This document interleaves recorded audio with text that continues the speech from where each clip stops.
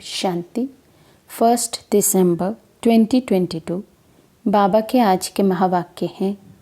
बाबा समझाते, मीठे बच्चे, योगेश्वर बाप आए हैं तुम्हें राजयोग सिखलाने।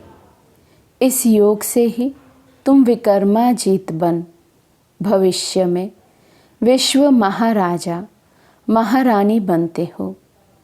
प्रश्न है, विकर्मों से बचने के लिए कौन सी प्रतिज्ञा याद रखो। बाबा समझाते, मेरा तो एक शिव बाबा, दूसरा ना कोई। एक बाप से सच्चा रूहानी लव रखना है। ये प्रतिज्ञा याद रहे तो विकर्म नहीं होंगे।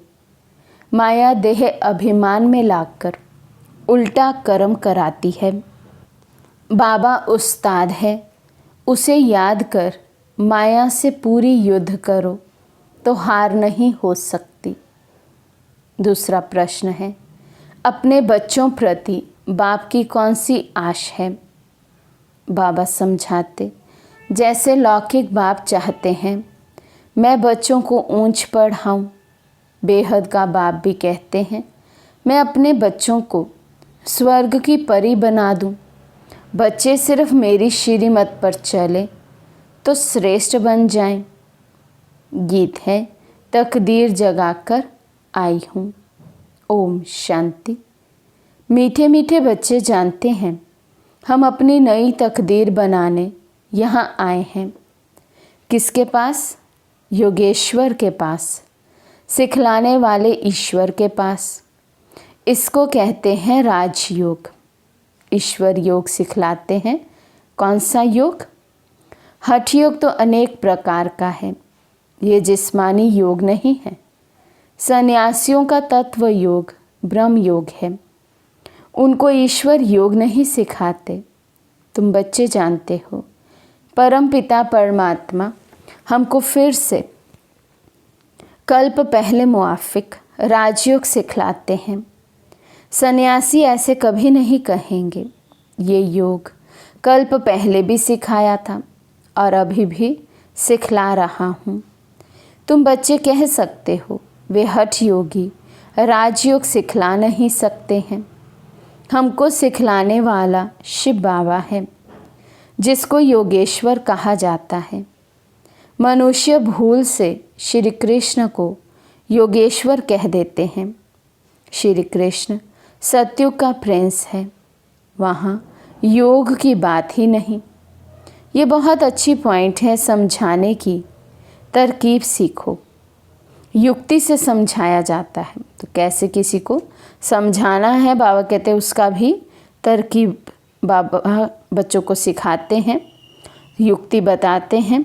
तो बच्चों को सीखना चाहिए कि किसको हम कैसे समझा सकते हैं। तुम्हारा सारा मदार योग पर है। जितना योग में रहेंगे उतना विक्रमाजीत बनेंगे। भारत का प्राचीन योग बहुत गाया हुआ है। ये राजयोग परम पिता परमात्मा के सिवाय कोई सिखला ना सके, इसलिए इनका नाम योगेश्वर है। ईश्वर ही राजयोग सिखलाते हैं। किसके लिए राजयोग सिखलाते हैं? क्या भारत को राजाई देते हैं? नहीं, सिर्फ भारत की बात नहीं, तुम बच्चों को सारे विश्व का मालिक बनाने के लिए राजयोग सिखलाते हैं। ये एम ऑब्जेक्ट क्लियर है। भले राजाई कोई टुकड़े पर करेंगे, विश्व में तो नहीं करेंगे, परंतु कहने में आता है विश्व का मालिक। तुम बच्चे जानते हो, नई दुनिया के लिए हम तकदीर बनाकर आए हैं। सारी विश्व नई बन जाती है। कैपिटल भारत है। तुम्हारे नए विश्व में भी कैपिटल दिल्ली होगी।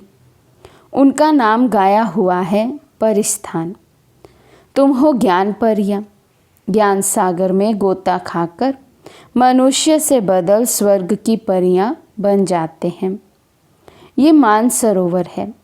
कहते हैं वहाँ स्नान करने से मनुष्य परी बन जाते हैं। तुम यहाँ आए हो स्वर्ग की परियां बनने के लिए। तुम बादशाही लेते हो। तुम्हारे पास जेवर आदि ढेर होंगे। तुम कहेंगे हम राजयोग सीखते हैं, जिससे हम भविष्य में महाराजा महारानी बनेंगे। परंतु अगर श्रीमत पर अच्छी रीति चलेंगे तो ऐसे मत समझना कि प्रजा में जाने वाले को परी कहेंगे।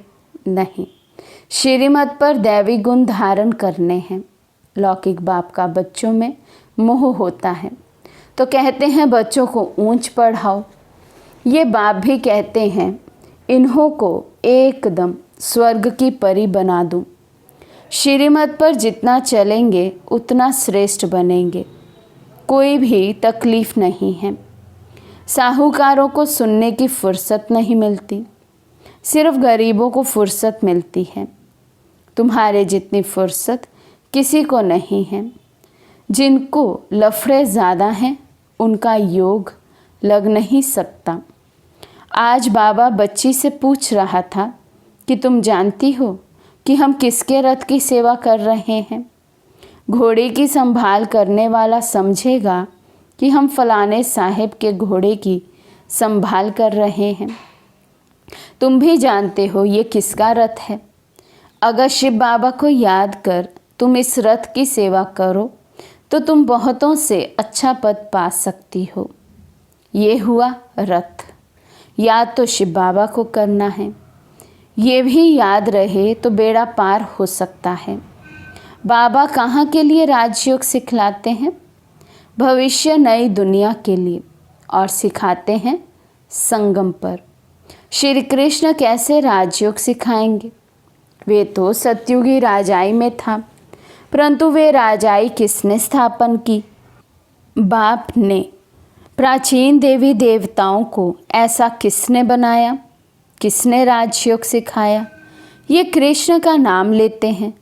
बाप कहते हैं मैं तुम बच्चों को अभी सिखला रहा हूँ। तुम तकदीर जगा कर आए हो भविष्य नई दुनिया में ऊंच पद पाने के लिए। बाप कहते हैं मुझे याद करो तो पवित्र दुनिया का मालिक बनो, और कोई उपाय नहीं। एक तरफ याद करते हैं पतित पावन आओ, दूसरे तरफ नदियों को कहते हैं पतित पावनी। कितनी भूल है। बात छोटी है, परंतु मनुष्यों की आंख खोलनी है। बाप जब आते हैं आकर समझाते हैं कि पतित पावन मैं हूँ। मैं ही तुमको ज्ञान स्नान कराए पावन बनाता हूँ। ये पतित दुनिया है। सन्यासी अनेक प्रकार के योग सिखलाते हैं, परंतु राजयोग तो एक ही सिखलाने वाला मैं हूँ। परमपिता परमात्मा को ही पतित पावन कहते हैं। उनको कितना याद करना चाहिए। फिर मैनर्स भी अच्छे चाहिए। हम 16 कला संपूर्ण बनते हैं। खान पान शुद्ध होना चाहिए। कोई झट धारण करते हैं। गाया हुआ है सेकंड में जीवन मुक्ति। एक जनक थोड़ा ही होगा, मिसाल एक का दिया जाता है। द्रौपदी एक थोड़ी ही होगी, सबकी लाज रखते हैं। स्त्री पुरुष दोनों को पतित होने से बचाते हैं। गीता में श्री कृष्ण का नाम लिख दिया है। इस समय तुम बच्चे जो कुछ भी करते हो भक्ति में यादगार बनता है। इस समय संगम पर हम जो भी कर्म करते हैं वो बाबा कहते भक्ति में फिर यादगार बन जाता है। शिव बाबा का कितना बड़ा मंदिर है। जो सर्विस करते हैं उनका नामाचार निकलता है। तुम्हारा दिलवाड़ा मंदिर एक्यूरेट यादगार है। नीचे तपस्या कर रहे हैं, ऊपर राजाई के चित्र खड़े हैं। अभी तुम बाप से योग लगा रहे हो स्वर्ग का मालिक बनने के लिए। स्वर्ग को भी याद करते हो। कोई मरता है, कहते हैं स्वर्ग पधारा, परंतु स्वर्ग है कहाँ ये किसी को मालूम नहीं। समझते हैं भारत स्वर्ग था, फिर ऊपर कह देते हैं। बाप समझाते हैं सेकंड में जीवन मुक्ति गाई हुई है। फिर भी कहते हैं ज्ञान का सागर है। जंगल को कलम बनाओ, सागर को स्याही बनाओ तो भी खुटता नहीं, पिछाड़ी तक चलेगा। तो मेहनत की जाती है ना। सेकंड की बात भी ठीक है। बाप को जाना तो बाप का वर्षा है जीवन मुक्ति। साथ साथ ये समझाया जाता है तो चक्र कैसे फिरता है, धर्म कैसे स्थापन होते हैं। कितनी बातें हैं समझाने की। साथ में बाबा को याद करो, वर्षे को याद करो। तुम याद करते हो, निश्चय भी करते हो हम विश्व की बादशाही ले रहे हैं, फिर क्यों भूल जाते हो। बाबा कहते हैं जितना याद करेंगे उतने विक्रम विनाश होंगे। इसमें टाइम लगता है जब तक कर्मातीत अवस्था हो जाए। कर्मातीत अवस्था हो गई फिर तो तुम यहाँ रह नहीं सकते हो। बच्चों को वर्षों से समझाते रहते हैं। बात है बिल्कुल सहज। अल्फ और बे चक्र का राज भी बाबा समझाते हैं। बुद्धि में पूरा राज आता है तो फिर औरों को भी समझाना पड़ता है। सारा झाड़ बुद्धि में आ जाता है। बाप से सहज से सहज वर्षा लेना है। कहते हैं बाबा योग नहीं लगता, माया विक्रम करा देती है। बाप समझाते बच्चे अगर विक्रम कर लिया फिर तो बहुत पुरुषार्थ करना पड़ेगा। माया देह अभिमान में लाकर उल्टा काम करा लेती है। बाप कहते बच्चे मेरा बनकर कोई भी विक्रम नहीं करो। तुमने प्रतिज्ञा की है मेरा तो एक शिव बाबा दूसरा ना कोई। जैसे कन्या की जब सगाई होती है तो पति के साथ कितना लव हो जाता है, तो बेहद के बाप से कितना लव होना चाहिए। तुम्हारा कितना गुप्त लव है। वे है जिस्मानी, ये है रूहानी। उनकी प्रैक्टिस पड़ गई है। ये तुम घड़ी घड़ी भूल जाते हो क्योंकि नई बात है। अपने को आत्मा समझ बाप को याद करना है। तुम हो खुदाई खिदमतगार, तुम हो रूहानी सेवाधारी। तुम लड़ाई के मैदान में खड़े हो। बाबा उस्ताद भी खड़ा है। कहते हैं माया के साथ पूरी युद्ध करो, जो ये 5 विकार प्रवेश भी ना करे। लिखते हैं बाबा ये भूत आ गया। बाबा कहते हैं इन भूतों को भगाते रहो, ये तो अंत तक आएंगे और ही ज़ोर से तूफान आएंगे। अज्ञान में भी कभी नहीं आए होंगे, वे भी आएंगे। तुम कहेंगे वानप्रस्थ में थे, कभी ख्याल भी नहीं आता था। ज्ञान में आने से काम का नशा आ गया। स्वप्न भी आते रहते हैं। ये क्या, ये वंडरफुल ज्ञान है। कोई मूंझ कर छोड़ भी जाते हैं। बाबा बता देते हैं तूफान बहुत आएंगे। जितना पहलवान बनेंगे माया बहुत पछाड़ेगी। इसलिए महावीर बन स्थैर्यम बनना है। बाबा की याद में रहना है। कर्म में नहीं आना है। कर्म में आने से विकर्म बन जाते हैं। बहुत पुरुषार्थ करना है, खराब आदतें निकालनी हैं। अविनाशी सर्जन जानते हैं, ये बाबा भी जानते हैं। माया के अनेक प्रकार के विघ्न पड़ते हैं। यहाँ बहुत शुद्ध बनना है। चाहते हो हम सूर्यवंशी बने तो लायक बनना पड़े। ये है राजयोग, प्रजा योग नहीं है। तो पुरुषार्थ कर राजाई लेनी चाहिए। तुम युक्ति से, गुप्त रीति से कहाँ भी जा सकते हो। बोलो, हमको बताओ, हम किसको याद करें जो हम दुख से छूट जाएं। भला कहते हैं भारत का प्राचीन योग वे क्या है। आप हमको राजयोग सिखला सकते हो जो हम राजा बने। ऐसी ऐसी बातें करते ज्ञान में ले आना चाहिए। तुम ऐसी पहलवानी दिखाओ जो एक ही बात से उनकी बुद्धि ढीली हो जाए। युक्ति वाले चाहिए। तब बाबा पूछते हैं, इतने सर्विसेबल बने हैं। बहुत संभाल रखनी पड़ती है। दुनिया इस समय बहुत गंदी है। ये भी एक कहानी है। द्रौपदी के पिछाड़ी कीचक लगे, इसलिए बाबा कहते हैं बहुत खबरदार रहना है। मूल बात है राजयोग की। किसी को भी ये समझाओ कि राजयोग सिखलाया बाप ने, नाम डाला है बच्चे का। दूसरी ये बात सिद्ध करो कि गीता का भगवान शिव है, जिससे स्वर्ग का वर्षा मिलता है। समझाने की युक्ति चाहिए। तुम्हारी सर्विस है रूहानी, वे सोशल सर्विस भी जिस्मानी करते हैं। वे है जिस्मानी सोसाइटी, ये है रूहानी सोसाइटी। रूह को इंजेक्शन लगता है, तब कहते हैं ज्ञान अंजन सतगुरु दिया, अज्ञान अंधेर विनाश। अब आत्मा की ज्योत बुझी हुई है। मनुष्य जब मरते हैं तो दीवा जलाते हैं, समझते हैं आत्मा अंधेरे में जाएगी। बरोबर बेहद का अंधियारा है। आधा कल्प घृत नहीं पड़ा है, आत्मा की ज्योत बुझ गई है।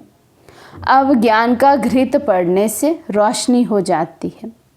अब बाप बच्चों को कहते हैं कि मामेकम याद करो। ये श्री कृष्ण तो नहीं कह सकते। हम आत्मा भाई भाई हैं, बाप से वर्षा ले रहे हैं। अच्छा, हम कितना समय याद में रहते हैं, ये चार्ट रखना अच्छा है। प्रैक्टिस करते करते फिर वे अवस्था पक्की हो जाएगी। ये युक्ति अच्छी है। सर्विस भी करते रहो, चार्ट भी रखो, फिर उन्नति को पाते रहेंगे। अच्छा, मीठे मीठे सिखे लदे बच्चों प्रति माता पिता बाप दादा का याद प्यार और गुड मॉर्निंग। रूहानी बाप की रूहानी बच्चों को नमस्ते।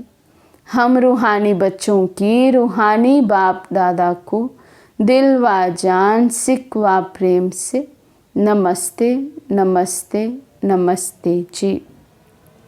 धारणा के लिए मुख्य सार। फर्स्ट पॉइंट, कोई भी भूत अंदर प्रवेश ना हो, इसकी संभाल रखनी है। कभी भी माया के तूफानों में मूंझना नहीं है। खराब आदतें निकाल देनी है। याद का चार्ट रखना है।